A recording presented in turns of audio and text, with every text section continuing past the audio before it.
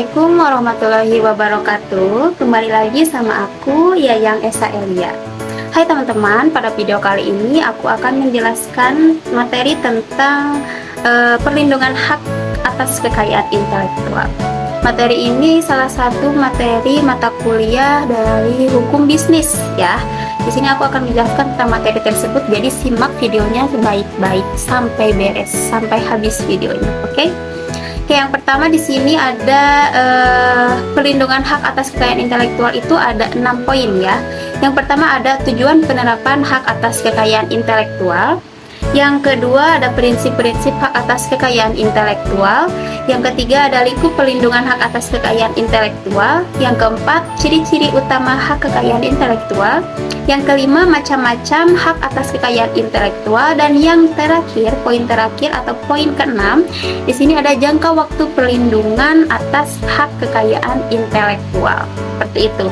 Sebelumnya aku mohon maaf apabila lighting dari video kali ini sangat jelek atau video sebelumnya juga sangat jelek, jadi aku mohon maaf ya atas ketidaknyamanannya video kali ini. Saya harap bisa enjoy dan bisa memperhatikan materi kali ini. Oke, kita lanjut aja ya. Kekayaan intelektual.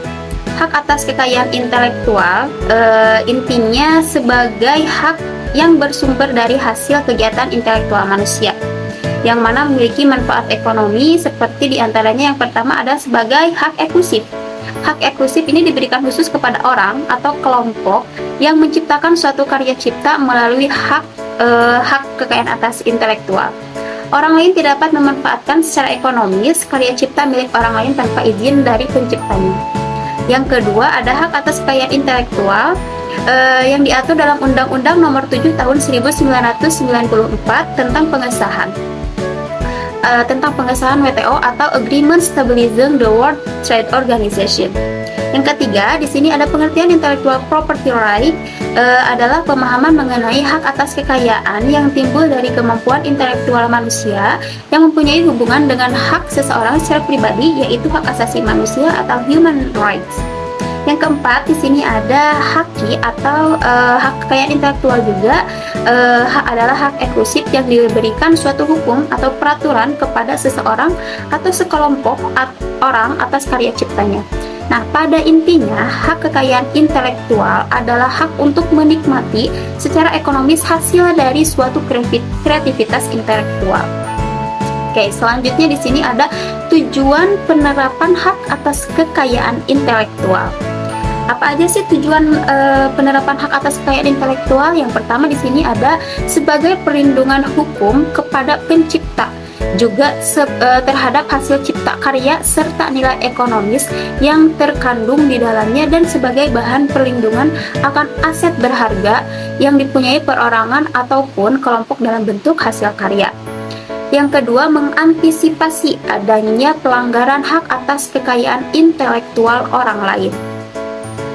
Yang ketiga, meningkatkan kompetisi dan juga memperluas pangsa pasar, khususnya dalam hal komersialisasi kekayaan intelektual.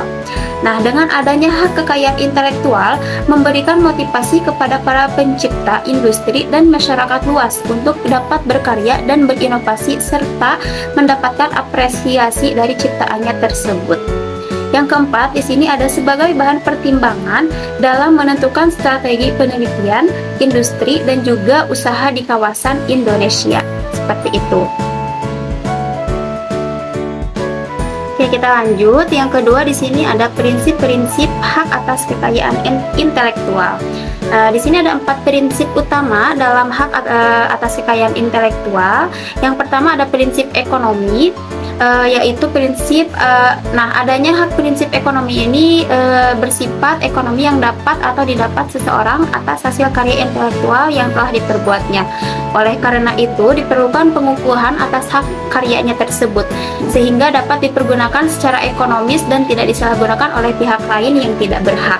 Yang kedua ada keadilan. di sini yaitu perlindungan yang menjamin sang pemilik memiliki hak penuh atas penggunaan hasil karyanya. Yang ketiga ada kebudayaan. Kebudayaan ini untuk mendorong adanya pengembangan dari sastra, seni, dan ilmu pengetahuan sehingga dapat meningkatkan taraf hidup serta menghadirkan keuntungan bagi seluruh masyarakat, bangsa, dan negara. Yang keempat di sini ada sosial. Negara bekerja melindungi hak-hak masyarakat dan menjamin keseimbangan antar kepentingan masyarakat sebagai warga negara. Itu. Yang ketiga ada lingkup perlindungan hak kekayaan intelektual. Ada 9 poin dalam lingkup perlindungan hak kekayaan intelektual ini. Yang pertama ada hak cipta atau copyright, diatur dalam Undang-Undang Nomor 19 Tahun 2002 tentang hak cipta. Yang kedua ada hak paten, diatur dalam Undang-Undang Nomor 14 Tahun 2001 tentang hak paten. Yang ketiga ada hak merek atau trademark, diatur dalam Undang-Undang Nomor 15 Tahun 2001 tentang merek. Yang keempat ada rahasia dagang atau trade secret, diatur dalam Undang-Undang Nomor 30 Tahun 2000 tentang rahasia dagang. Yang kelima ada desain industri atau industrial design, diatur dalam Undang-Undang Nomor 31 Tahun 2000 tentang desain industri. Yang keenam ada desain tata letak sirkuit terpadu atau sirkuit layout, diatur dalam Undang-Undang Nomor 32 Tahun 2000 tentang desain tata letak sirkuit terpadu. Yang ketujuh ada perlindungan varietas tanaman atau plant variety, diatur dalam Undang-Undang Nomor 29 Tahun 2000 tentang perlindungan varietas tanaman. Dan yang kedelapan ada hak milik industri atau industrial property. Dan yang terakhir, poin yang terakhir yang kesembilan yaitu melindungi sebuah karya bagi pencipta maupun penerima hak untuk mengumumkan atau memperbanyak ciptaannya maupun memberi izin gitu. Terus yang keempat di sini ada ciri-ciri utama hak kekayaan intelektual. Ada 3 ciri-cirinya. Yang pertama ini bisa dijual ya. Yang kedua dilisensikan. Yang ketiga bisa diwariskan seperti hak-hak kebendaan lainnya. Intinya hak-hak tersebut bisa dialihkan ke pemilikannya berdasarkan alasan sah dan dibenarkan oleh peraturan perundang-undangan gitu. Selanjutnya di sini ada macam-macam hak atas kekayaan intelektual. Hak cipta dikutip dari laman JKI, yaitu hak cipta adalah hak eksklusif pencipta yang timbul secara otomatis setelah suatu ciptaannya diwujudkan dalam bentuk nyata berdasarkan prinsip deklaratif. Contohnya seperti ciptaan yang dilindungi hak cipta adalah sebagai berikut. Di sini ada beberapa poin juga untuk macam-macam hak atas kekayaan intelektual yang dilindungi. Yang pertama ada buku, pamflet, program komputer, perwajahan karya tulis yang diterbitkan, serta segala hasil karya tulis lainnya. Yang kedua ada ceramah, pidato, kuliah, dan ciptaan lainnya yang sejenis. Yang ketiga ada lagu atau musik. Yang keempat ada drama atau drama musikal, tarian, pewayangan, koreografi, dan pantomim. Yang kelima ada seni rupa. Yang keenam ada arsitektur. Yang ketujuh ada peta. Yang kedelapan ada seni batik. Yang kesembilan ada fotografi. Dan yang terakhir ada terjemahan dan lain-lain. Masih banyak lagi hak cipta yang dilindungi juga, atau karya yang dilindungi. Selanjutnya di sini ada paten. Yang tadi kan hak cipta, di sini ada paten. Paten adalah hak eksklusif yang diberikan oleh negara kepada inventor atau penemu atau hasil inventasinya atau penemuan di bidang teknologi. Yang ketiga ada merek. Merek ini adalah suatu tanda yang berupa gambar, nama, kata, huruf-huruf, angka-angka, atau susunan warna atau kombinasi dari unsur-unsur tersebut yang memiliki daya pembeda dan digunakan dalam kegiatan perdagangan barang dan jasa. Merek dagang ini salah satu jenis hak kekayaan intelektual yang paling gampang ditemui di masyarakat. Hampir semua penjual barang dan jasa pasti sudah memiliki merek, gitu ya. Yang keempat ada desain industri. Desain industri adalah suatu kreasi tentang bentuk, konfigurasi atau komposisi, garis atau warna, atau garis dan warna, atau gabungan daripadanya yang berbentuk pola 2 atau 3 dimensi yang memberikan kesan estetis yang dapat diwujudkan dan dipakai untuk menghasilkan suatu produk, barang, komoditas industri atau kerajinan tangan. Contohnya seperti desain industri adalah desain Eiffel Croat yang kece gitu ya, itu contohnya. Yang keenam di sini ada desain tata letak sirkuit terpadu. berupa rancangan peletakan 3 dimensi dari berbagai elemen. Sekurang-kurangnya satu elemen tersebut adalah elemen aktif, serta sebagian atau semua interkoneksi dalam suatu sirkuit tersebut terpadu tersebut, dan peletakan 3 dimensi tersebut dimaksudkan untuk persiapan pembuatan sirkuit terpadu sebagai suatu produk dalam bentuk jadi atau setengah jadi gitu ya. Contohnya seperti desain tata letak sirkuit terpadu adalah motherboard atau mainboard, yaitu papan rangkaian utama yang ada pada komputer untuk memasang prosesor, memori, dan perangkat lainnya gitu. Yang ketujuh ada indikasi geografis. Indikasi geografis adalah suatu tanda yang menunjukkan daerah asal suatu barang, yang karena faktor lingkungan geografis tersebut, faktor alam, faktor manusia, atau kombinasi dari kedua faktor tersebut, memberikan ciri dan kualitas tertentu pada barang yang dihasilkan. Nah, misalnya di sini ada kopi Toraja, batik Yogyakarta, kain tapis Lampung, dan telur asin Brebes. Nah, itu kan termasuk dari indikasi geografis gitu ya. Yang kedelapan di sini ada rahasia dagang. Kenapa sih ada rahasia dagang? Nah, karena informasi yang tidak diketahui oleh umum di bidang teknologi atau bisnis, mempunyai nilai ekonomi karena berguna dalam kegiatan usaha dan dijaga kerahasiaannya oleh pemilik rahasia dagang tersebut, yang meliputi metode produksi, metode pengolahan, metode penjualan, atau informasi lain di bidang teknologi atau bisnis yang memiliki nilai ekonomi dan tidak diketahui oleh masyarakat umum. Contohnya seperti rahasia dagang pada produk KFC, yaitu dengan 11 bumbu rahasianya. Itu sebagai contohnya saja ya. Masih banyak lagi rahasia dagang yang tidak diketahui oleh publik atau umum gitu. Yang kesembilan di sini ada perlindungan varietas tanaman. Perlindungan varietas tanaman ini paling khusus ya, khusus diberikan negara yang dalam hal ini diwakili oleh pemerintah, dan pelaksanaannya dilakukan oleh kantor perlindungan varietas tanaman terhadap varietas tanaman yang dihasilkan oleh pemulia tanaman melalui kegiatan pemuliaan tanaman.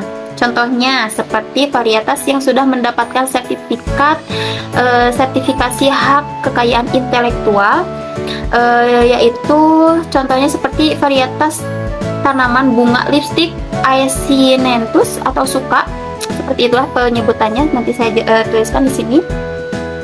Infonya, keunikan bunga ini terdapat pada tabung mahkotanya, bagian luar bunga yang memiliki corak lurik, sehingga berbeda dari bunga lipstik lainnya pada umumnya yang bercorak polos. Nah, bunga lipstik jenis ini merupakan persilangan antara dua spesies yang berbeda, yaitu Aesinanthus radisan kelompok hijau dengan Aesinanthus tricolor gitu. Dan yang terakhir, poin terakhir pada materi kali ini adalah jangka waktu pelindungan hak atas kekayaan intelektual. Ada 5. Yang pertama di sini ada sepanjang hayat pencipta ditambah 50 tahun sejak meninggal dunia untuk ciptaan yang asli dan bukan turunan atau derivatif. Yang kedua di sini ada selama 50 tahun sejak pertama kali ciptaan itu diumumkan. Jenis-jenis ciptaan yang dimaksud meliputi program komputer dan karya derivatif seperti karya sinematografi, rekaman suara, karya pertunjukan, dan karya siaran gitu ya.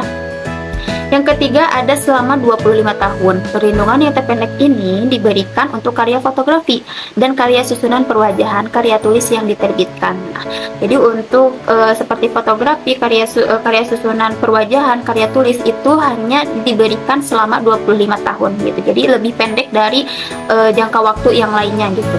Yang keempat di sini ada ciptaan yang dimiliki atau dipegang oleh badan hukum berlaku selama 50 tahun dan 25 tahun sejak pertama kali diumumkan. Yang terakhir, yang kelima, ciptaan yang dipegang atau dilaksanakan oleh negara berdasarkan pasal 10 ayat 2 huruf P berlaku tanpa batas. Seperti itu ya untuk jangka waktu perlindungan hak atas kekayaan intelektual. Oke, materinya sudah selesai disampaikan. Sebelumnya saya juga mohon maaf apabila suaranya terdengar bising karena di luar sedang hujan ya teman-teman. Jadi saya mohon untuk dimaklumi karena posisi saya tag video ini itu kebetulan sedang hujan juga. Mungkin materi kali ini dicukupkan sekian karena saya rasa sudah cukup. Saya memaparkan materi kali ini tentang perlindungan hak atas kekayaan intelektual. Apabila masih ada kekurangan tentang materi kali ini, boleh teman-teman langsung search aja langsung googling aja nanti juga akan muncul tentang perlindungan atas kekayaan intelektual lebih terperinci lagi, lebih jelas lagi mungkin. Oke, sekian materi pemaparan pada video kali ini. Saya mohon maaf apabila ada kesalahan kata dari saya ataupun dari cara penyampaian saya terlalu cepat, atau kualitas video saya yang terputus-putus atau patah-patah gitu ya, saya mohon maaf. Saya cukupkan. Wassalamualaikum warahmatullahi wabarakatuh. Semoga ketemu lagi di video lain kali. Dah.